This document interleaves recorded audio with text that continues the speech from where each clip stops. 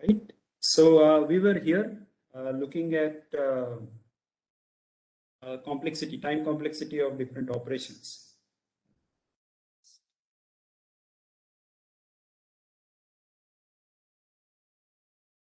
Right. Okay. Um, so we said that we have different kinds of operations, and in the previous class we looked at some of the operations which were just sequences of some instructions, but that was constant in number. And then there were some if-else statements as well as a for loop which was running for some constant number of iterations, although the constant was large, 1000 iterations and so on. And we said that all of these are equivalent order one. In this slide, what we see is uh, operations which are of the order of n. Now that of the order of n means that it could be some constant number of times n plus minus some another constant, right? So in this case, for example, this is n minus 4 number of instructions in the first example. In the second one, it is n minus 1 multiplications. In the third one, it is 2 into n number of instructions. So all of these are proportional to n, and therefore we say that all of these are linear time operations denoted as order n, right? So this is where we were. Let's move further.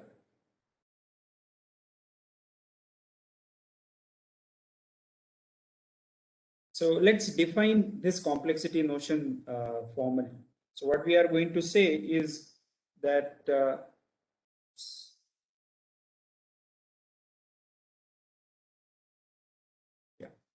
so T of n, that is the time complexity given an input parameter n. In this case, the input parameter is typically going to be problem size. So T of n is going to be order 1, that is constant time operation, if the time complexity of n is bounded by a constant. That is, it is less than equal to some constant c, right? When n becomes very large. So when n becomes very large or after some point in time, so the time complexity might vary at arbitrary locations, but beyond a point, that is that point we are denoting as n0, that is beyond a problem size n0, the time complexity is bounded by a constant. And this c and n0 are arbitrary, but that means that if beyond a point, for all the remaining points, for all the values of n, if the function t of n is less than equal to this constant, then we say that the t of n is order 1. What that means is that initially, before n0, t of n could be arbitrary.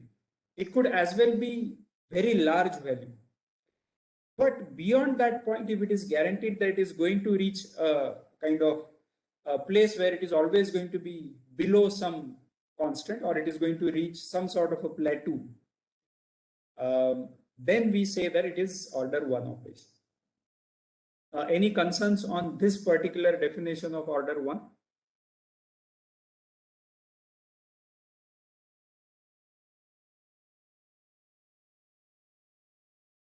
Okay, so let's then define order n.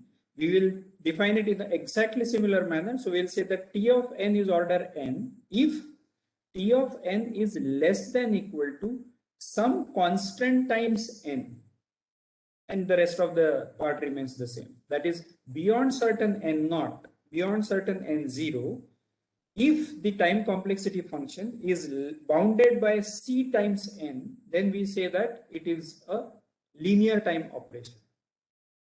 It is exactly in the same manner that we have defined order 1, we are defining order n. And now we are going to generalize this. So now I can say something like, in this case, order 1 or order n. In general, I can say that it is some arbitrary function of n. So I'm going to define that now. So in general, T of n is some arbitrary order of some arbitrary function of n if there exist these two positive constants c and n0 such that the function T of n is upper bounded by c times f of n. So beyond, again, initially before n naught, it can be arbitrary, that we don't care. As long as there exists some n naught beyond which it is upper bounded by that f of n. That f of n could be 1, that f of n could be n, it could be n log n, it could be n minus 3, but order of n minus 3 is same as order of n. It could be n to the power 2, n to the power k, whatever. In this case, we have kind of assumed that there is only one input parameter, that is n, which is defining the problem size, but that need not be the case. You can as well have more number of parameters. For example, you can have t of m comma n, in which case order of f of m comma n, which, for example, if it's a matrix operation, there will be two dimensions, n and m. And then if I have to initialize all the matrix elements, then the complexity of that operation is going to be order of n into m, like that. If I am writing to the matrix and reading from the matrix, right? So I am writing each element of the matrix once, and I am reading each element of the matrix once. What will be the complexity?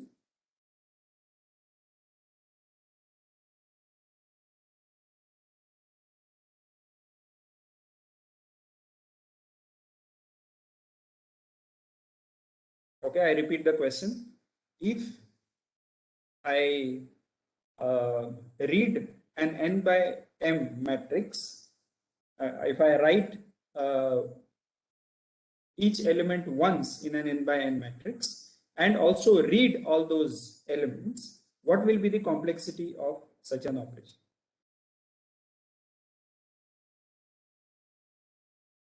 Okay, so the number of operations is going to be 2 into n into m, and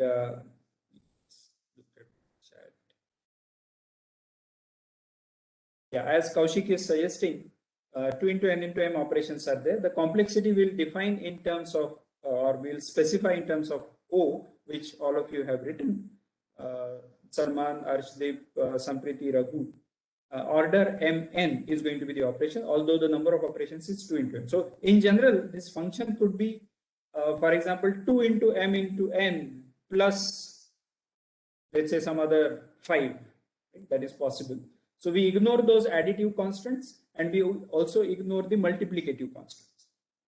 Once you have that, then you get order mn. Okay, good. So let's continue from here. In general, what we need to understand is that it captures not the growth of the function, but how the growth of the function is changing. That means how the rate of growth of that function is happening as you change the value of n. And we'll come back to this in a while. So if I have such a definition, I'm going to show this pictorially, whatever I was hand waving so far. I'm going to show the picture of that. So you have on x-axis the value of n, that is your problem size. Y-axis is the, let's say, some function of n. Right? I'm just giving some values 20, 40, 60, but it probably doesn't matter in this case.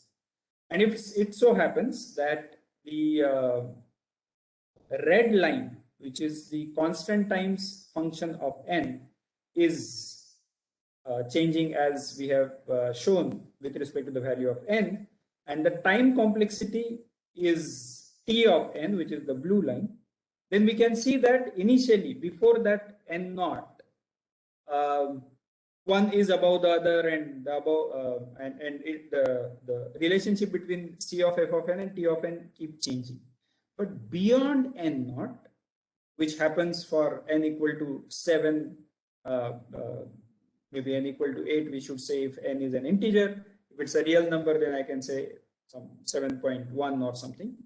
Beyond that, if there is a guarantee that t of n is always lower than or equal to c of f of n, then we say that t of n is upper bounded by cfn, and therefore t of n is order of fn. Right? So this is how we need to see the behavior, and it should appear like this, and then we will be able to say that t of n is upper bounded by c of n, c of f of n.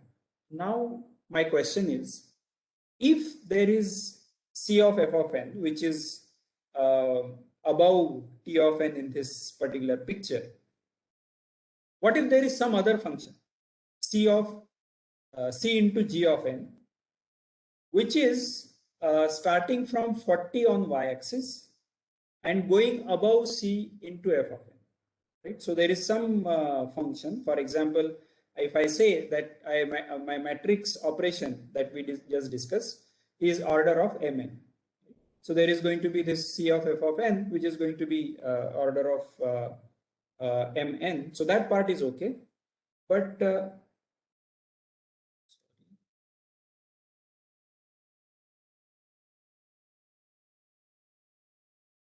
okay, I think the slides might get stuck, but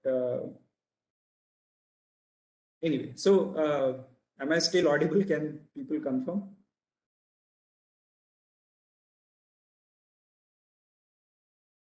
Okay, great, thanks. So I think my other laptop which was showing the slides, that somehow didn't like my lecture,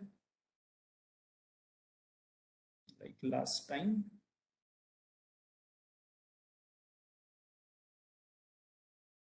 So right, so order mn, and then there is some function, let's say m square n square. Right? So that function is definitely going to be above order mn. What can we say with respect to our definition about this m square n square? So is our t of mn upper bounded by order of m square n square? What will you say?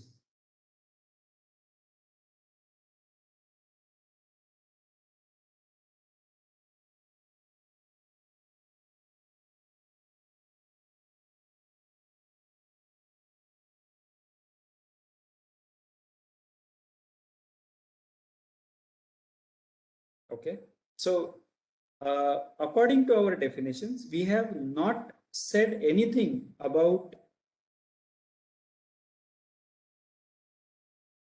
how far away this C into f of n is from T of n, right? It could be just immediately above, it could be far above.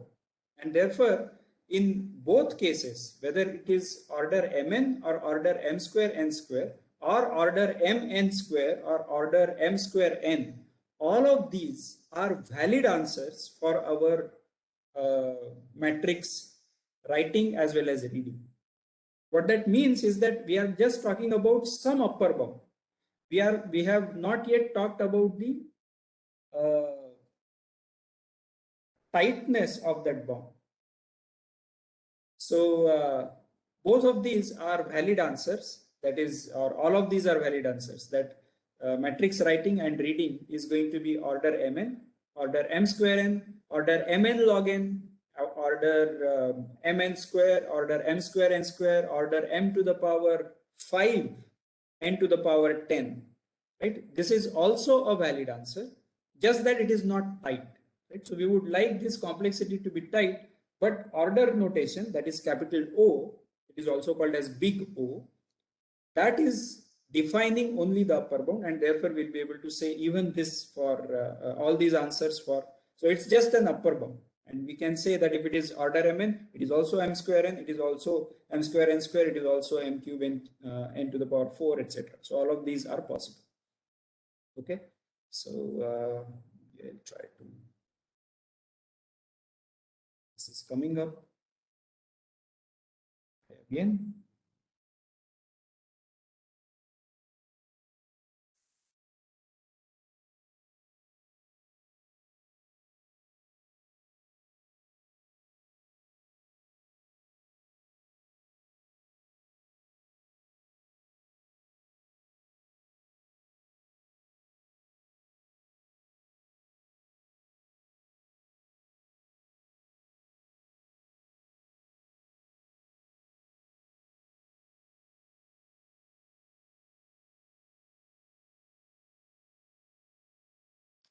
Okay, so I should be able to now, this person presenter, and if that happens, I will be able to share the screen.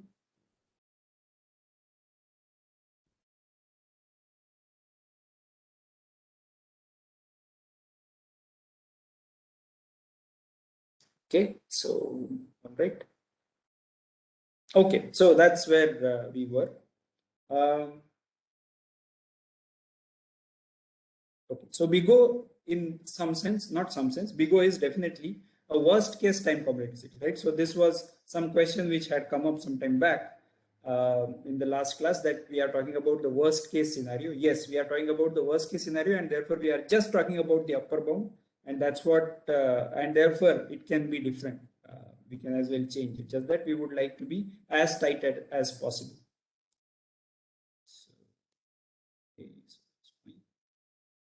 so if that is the case, can you tell me the complexities of all these functions? So what is the complexity of time complexity in terms of the order BIGO notation for the first one, first box, the swap example?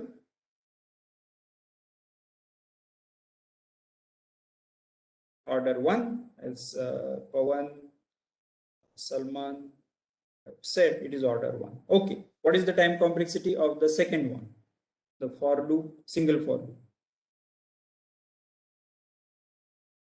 Okay, Pranav says order n, Soumya says order n, right? So we have said that this is the number of operations is proportional to n, and therefore the complexity will be order n. Okay, good. Then the third one we have said is proportional to n into m, right? So that seems to be all right. So we will say that the complexity is order mn. What happens to the fourth one? You guys have suggested, some of you have suggested that it should be order of log n to the base 3, or in general log n, because log n to the base 3 versus log n or log n to the base 10, all of these are constant factor away, and therefore as soon as we said order log n to the base 3, that is also same as log n to the base 2, that is same as log n to the base 10 in our order notation. All right, so that sounds good, but how do we find that out? Some of you might not have seen how to find this out, so let's do that. We'll find this out, right? So I'll just finish this part, order mn.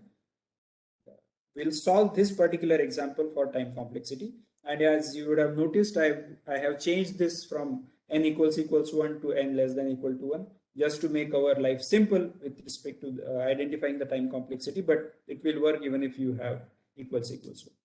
Okay, so what we are going to do here is that we are going to define our function, which is t of n. There is only one input parameter, small n, to this function. So our time complexity is t of n.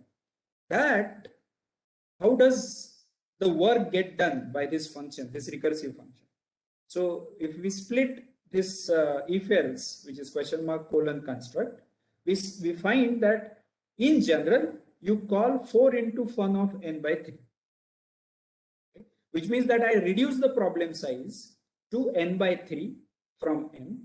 And once I have found out the solution recursively for n by 3, I am going to compute a multiplication with 4. So there is one operation or constant time operation which I am doing once I have t of n by 3.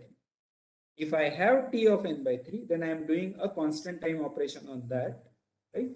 And in the degenerate case, in the base case, in the last case, when n is equal to 1 or n equal to less than equal to 1, at that time I am just returning 1. Now return 1 is not computing anything, and therefore the amount of work that I am doing is going to be again some constant. So this is what we should understand by reading this code itself. And therefore, now I'm going to put this in terms of time complexity. So what I'll say is that t of n is equal to that function t of n, that is the time complexity, is some constant c1 plus, ideally I should have written c2 into t of n by 3.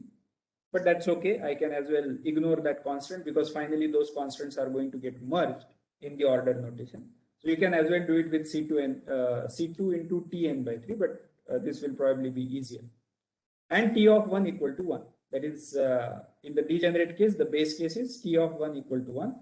And the inductive case is T of n equal to C1 plus Tn by 3. Right? Any questions on how we formulated this from the code?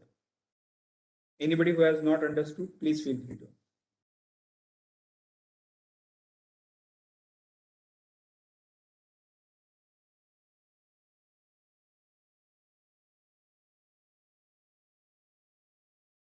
Why would there be C2? The reason being that after doing that operation T of n by 3, we are still doing something. So we are doing, well, no, you are right. You are right. So we are, whatever we are doing, that multiplication that we are encompassing in C1. Yeah, you are right. So there shouldn't be any C2 into, yeah, so Anish Kumar has said that why should there be C2 into T n by 3? Yes, you are right. That is not really required here. That will be required if we call fun of n by 3 some number of times. Then will require those many times of T n by 3. So that is correct. That multiplication, 4 into multiplication, that is getting encompassed into C1. And whatever we are doing for n less than equal to 1 or n equals 1 in this case, that is being handled in the T of 1 equal to 1 complexity. That is correct. Good. Thanks for that. Jeet is saying the content is not visible. Is it the, I mean, are there people for whom the content is visible? Okay, so looks like this doesn't seem to be a uniform or universal problem. I request Jeet to just check once it is. Okay, some of you are saying that it's not visible, some of you are saying that it's visible. I don't know how to address this.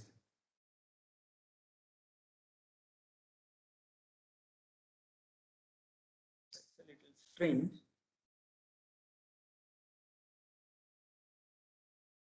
Okay, let me, yeah, I don't know how to solve this, so I'm going to move ahead.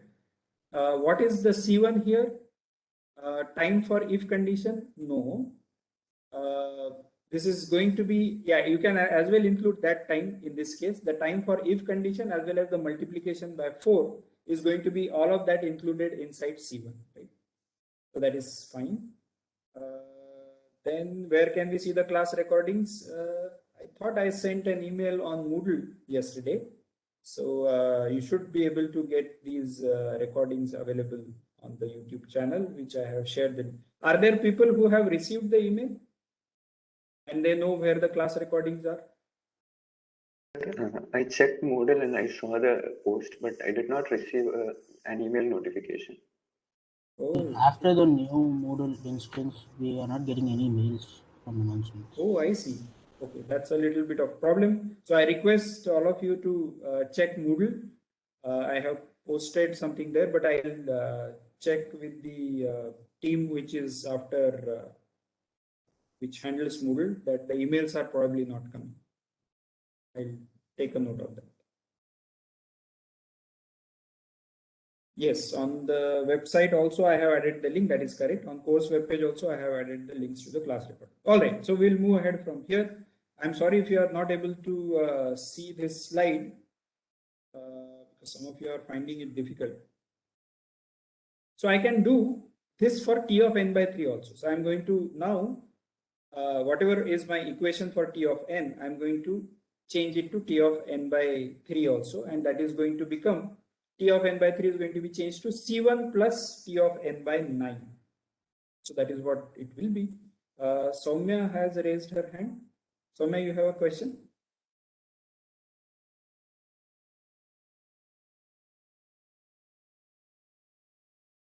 Oh, no problem.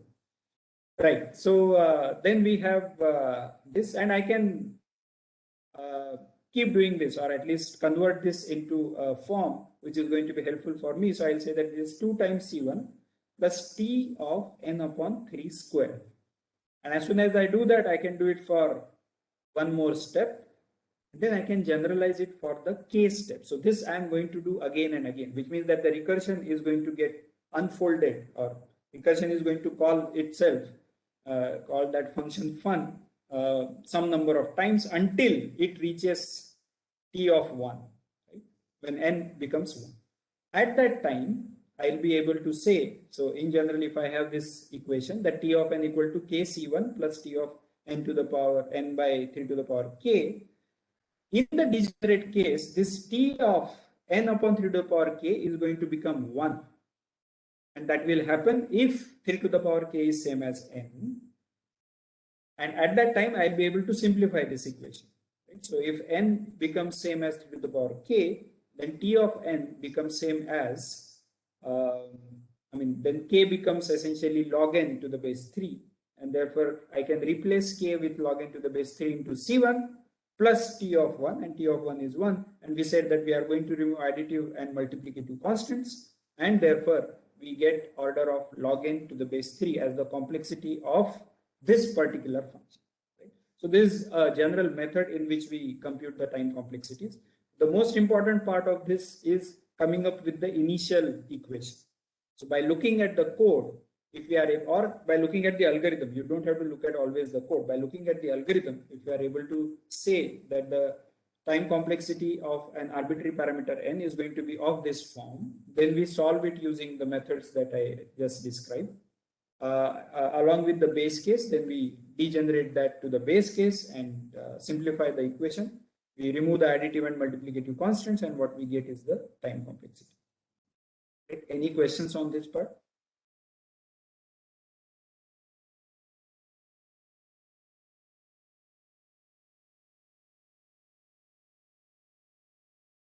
Okay. All right. So we'll move ahead from here. There are multiple different types of time complexities. Although so Kaushik is asking, generally we represent log to the base 10. Not necessary. You can use, in general, when you don't specify anything, we usually say log to the base 10, because that is what we understand easily as humans. In the context of computers, we usually say log to the base 2. But yeah, you can, when it comes to order notation, if you ignore that base, that is okay. As long as the base is not n, right? So the base should not be dependent on the input parameter. As long as it is a constant, you can use any constant. Yeah, if you ignore that, then it is 10. So, okay, so big O is only one way of defining the complexity. There are other complexities, although most of these we are not really going to worry about in this course. But for your information and for completeness sake, I have mentioned it here. Like we have said that order notation is upper bound, which is the first row. T of n is less than or equal to C into f of n. Similarly, there is a possibility of a lower bound. What does that mean? That is, beyond a point, beyond an n naught, the complexity is always going to be greater than or equal to some function, some function C of f of n. So that defines a lower bound. Right? Again, that C and n naught need to exist. That is called as big omega. If both of these happen, that is, a particular computation is both upper bounded as well as lower bounded by the same f of n, then we say that T of n is theta bounded, that is upper and lower bounded by f of n. Similarly, there is strictly lower and strictly upper versions of big O and big omega, which are called as little o and little omega. Instead of less than equal to, it becomes less than, strictly less than. Right? So that also you need to prove if you have to give this complexity. In general, identifying the lower complexity, lower bounds are considered to be more difficult in algorithms case compared to upper bound. And by and large, we usually deal with this worst case time complexity or the upper bound or the big O notation. So that is what we will focus on in our course. That also gives you a guarantee, right? So when we say that it's upper bounded or order of some n cube, that means that it will never, for any input value n, this particular algorithm will never take a time beyond some constant multiple of n cube. Right? So that is the guarantee which your complexity analysis is giving. That means that it will never be n cube log n or n to the power 4 and so on, or n to the power 10. That will never happen. Right? So therefore, there is a guarantee. Okay, some notes about this time complexity. Theta means O as well as, big O as well as big omega. And it's a stronger guarantee on the complexity compared to individual of them. That is kind of obvious.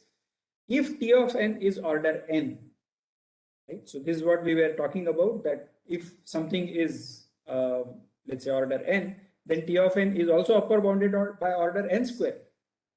And it's also upper bounded by n log n, n cube, n to the power 100, 2 to the power n. It's just that anything below n is not going to be a correct answer to the time complexity, which means that if T of n is order n, then we cannot say, it may be, but we cannot say it is order log n or order 1 or order log n, etc., which are below order n notation. So that is called as big O many times. And T of n is same as, so multiplicative and additive constants you can do. For example, n by 2, that is same as 1000 n, n log 2, right? So log 2 is also a constant, and then 2 to the power log n is again n. So all of these are equivalent. Yeah, so that is what was Kaushik's question about the log to the base 10. So sometimes you will see in books that people write LG of x, that typically means that is log to the base 2. Okay, so these are just some notes. Any questions on this part?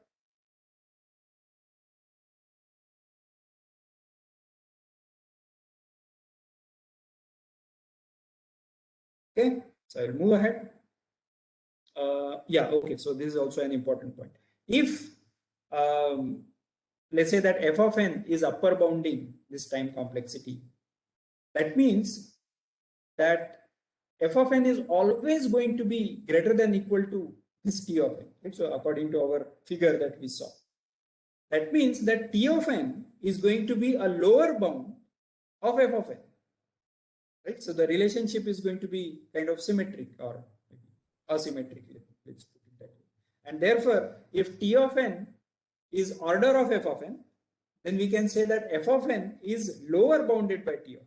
So if t of n is upper bounded by f of n, then f of n is lower bounded by. This is also obvious, and if you look at the picture, this becomes evident. But just that you should be. I just wanted to make that point. Okay. When we are defining this new function t of n, then we can as well talk about the arithmetic over these functions. For example, if I say that t1 of n is order of fn and t2 of n is order of gn, what can I say about the addition of these two, t1 of n and t2 of n? Any suggestions?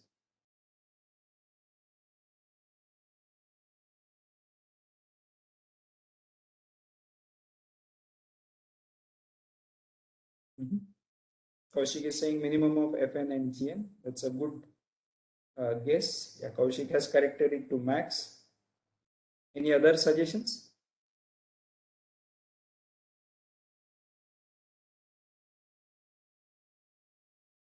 Okay, let's try to understand what does this mean. Right? So let's think about that you have a loop in your code which is taking some time. Let's say there is a for loop which is going from 0 to n, and then there is another loop which is going from 0 to m. The complexity of the first loop is order n, second loop order m. When we are talking about plus, essentially we are concatenating these two loops, which means that now I am coming up with a new program which has the first loop also and the second loop also. And if that is the case, what can I say about the complexity of this overall program? How can you think about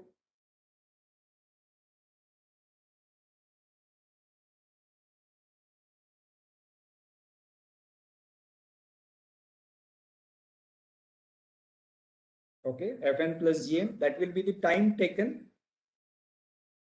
And yes, as Pawan is suggesting, whichever loop takes the maximum amount of time.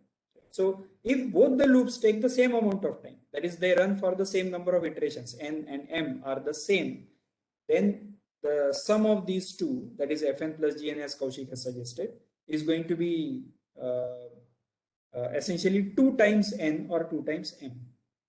And 2 times n is same as order of n, therefore the complexity remains the same. But if we have to worry about the complexity when n and m are different, we have to take the one which is the larger one, and therefore the complexity becomes maximum of order of fn and order of gn. It's not max of fn and gn, it's maximum of the whatever is the order of this and order of this. Does that seem reasonable? Any questions on this plus part?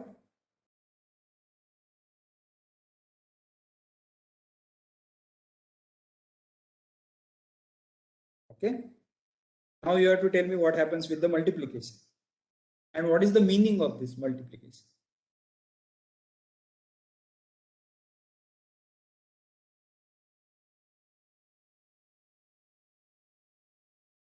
Pawan says order of Fn into order of Gn. Monica suggests that there is going to be nested loops. Good.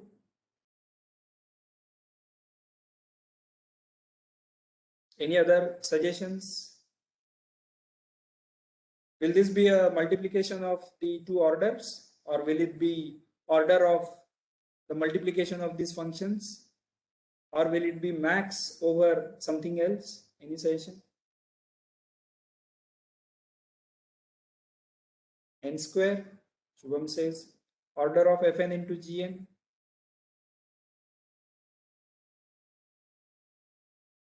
Sunil says,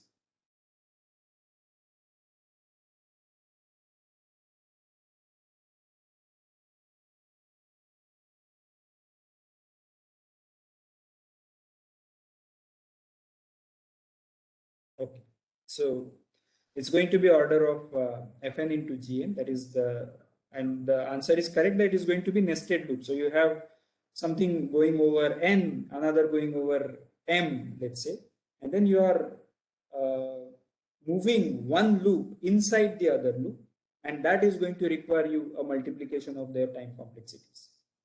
So that is going to give us the multiplication of their functions, and that order is going to be the order of the overall nested loop. Right?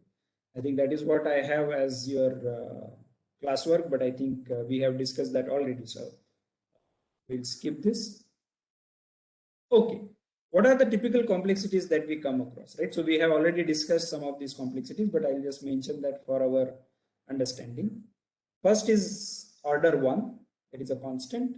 Then order log n, which is logarithmic, similar to the fun n by 3 recursive function that we saw. You can come across log square n, that is log of n. So that is also possible. Then you could come across linear, which is order n. I can come across something which is superlinear. Superlinear meaning it is something above n. Even n square can be called superlinear for that matter. But since I didn't have any different name for n log n, I have given that n log n name, superlinear name there. Then there could be quadratic, n square, cubic, n cube, or exponential also, 2 to the power n. Does anybody know any algorithm which runs in exponential time of the input size?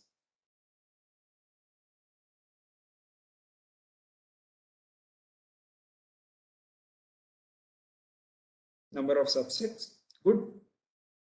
Vikash has suggested. Bubble sort. Bubble sort runs in order n square. So it's not 2 to the power n, it's n to the power. Akhilesh is saying if log to the power, if log square n, log n, or log n into log n. No, log square n is log n. It is not log n into log n.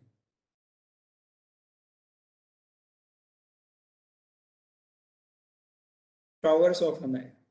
Good. Sampriti is suggesting. Right. So all of these are very interesting problems which require you to take exponential amount of time, and I don't know, some of you, for example, Sampriti has suggested this Towers of Hanoi. Even if you have not heard of this problem, it's okay. But what it means is that if you try to code this up, any problem, which, so this number of subsets, for example, that means that if I give you, let's say, a set of some numbers, let's say 10 numbers, how many subsets can you form of these 10 numbers, right? So empty set is a valid answer. A set containing all 10 elements is a valid answer. Then if these 10 elements are 1, 2, 3, 4 up to 10, 1, then 2 as another set, 3 as another, these are also 10 valid answers. Then 1, 2, 1, 3, 1, 4, etc. So all of these are different combinations of these different elements inside the set. So the number of such total number of such subsets, which is also called as a power set, is total 2 to the power n, where n is the number of elements, which means that we will have 1024 such subsets, including the empty set and the full set of a 10 element set. Now, if your answer itself is 2 to the power n, you are going to require 2 to the power n computation anyway, right? At least that much. And that turns out to be the exponential time. What I wanted to convey is that this exponential time in the context of in the context of computer science or algorithms turns out to be a very, very fast moving function compared to even n cube for that matter.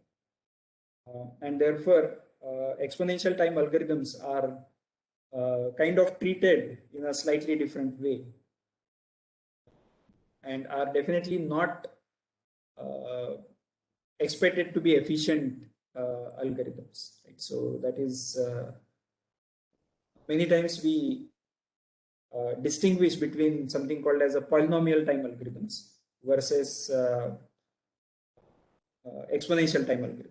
Right? So n square, n cube, n to the power 4, n to the power 100 even from the algorithmic perspective is better than 2 to the power n.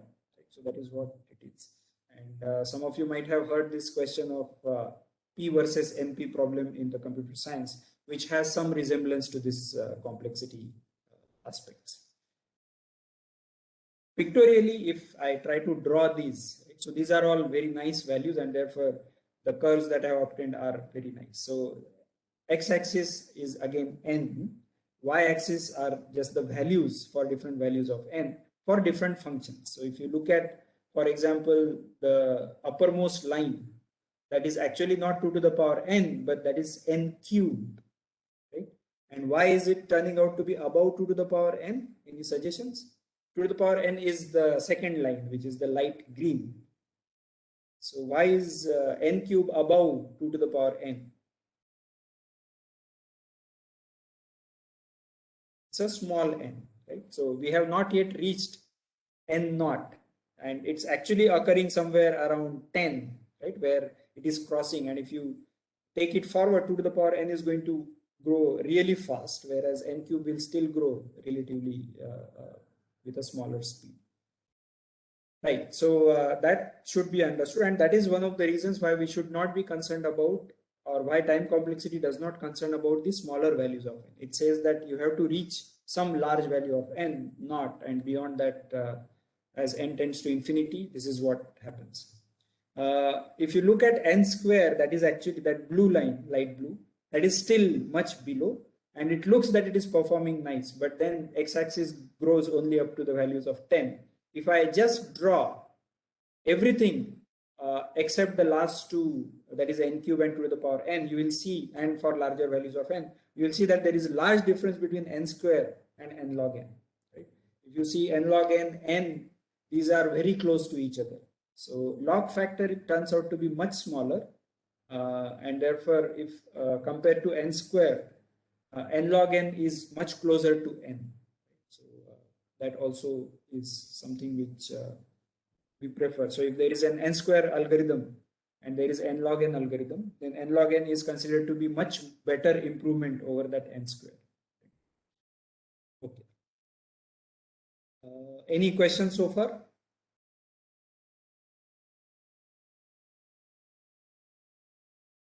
I know, why am I teaching all of this complexity, etc., because the time complexity we are going to use throughout the course. I know that you are eager probably to learn data structures, but we'll come to that just after this complexity notion is over. As a homework exercise, you can try checking which one grows faster, n log n or n to the power 1.5. Any quick guesses? Which one will grow faster?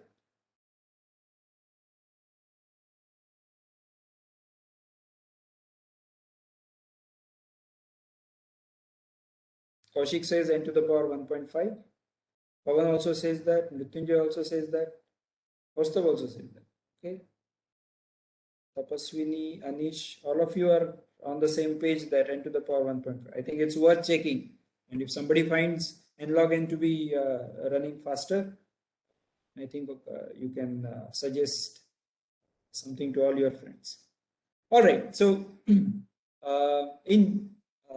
when you have these two complexity functions fn and gn, we want to check which one grows faster, right? So exactly the homework that we discussed. And one of the nice ways in which that can be done is using L'Hospital's rule that we have studied in 11th, 12th, or maybe earlier than that.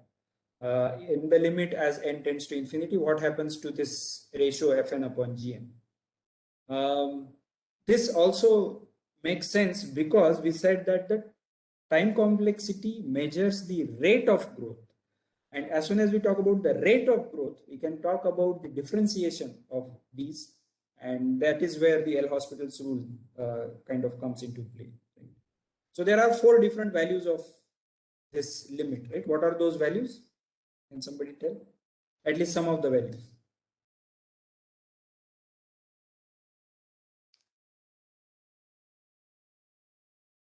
So as n tends to infinity, what can happen? If f of n is larger than g of n, what will happen as n tends to infinity? Right? You will reach infinity. Correct. And if g of n is larger than f of n, you should reach 0. Right?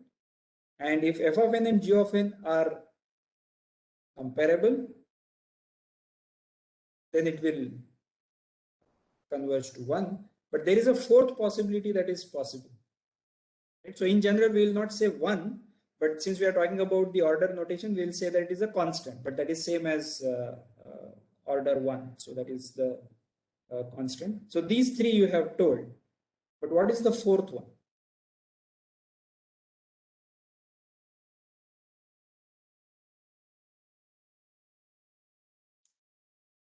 So in general, there are functions fn and gn which may not be comparable. Right? So which means that the value in the limit might just go on oscillating between 2 functions, or sometimes it will be above 1, sometimes it will be below 1, etc. And that oscillation could imply that there is no relation between fn and gn. You cannot compare them. Right? So sometimes one might grow bigger, sometimes one might grow smaller. And you cannot find that n naught beyond which only one function is going to be true. Right? So for example, if you take sine and cos, for example, those are not the functions which you will be able to compare, that beyond a point this particular value is always larger, like that. So there is an oscillation that is. So I think more or less I am done with this. We can discuss this in the next class. Any questions?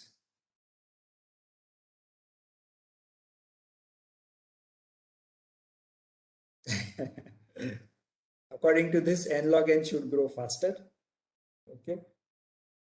Just check it out. I will not say. Yeah, I would request you to check it out. And definitely that is not the case, right? So n log n is growing actually much slower compared to n to the power 1.5. Right? So for in the limit, it is. So we'll have to take the differentiation of this, and the differentiation of n log n will be n plus log n or something like that. Yeah, I forgot what will be the differentiation. I think if you guys are have that memory of L'Hospital's rules, maybe you can apply that to n log n and c. Log n is always less than n to the power a for a greater than 0 and large n. Yes, that is correct, Akhilesh.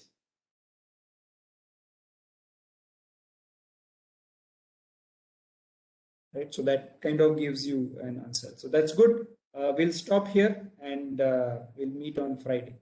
See you. Bye.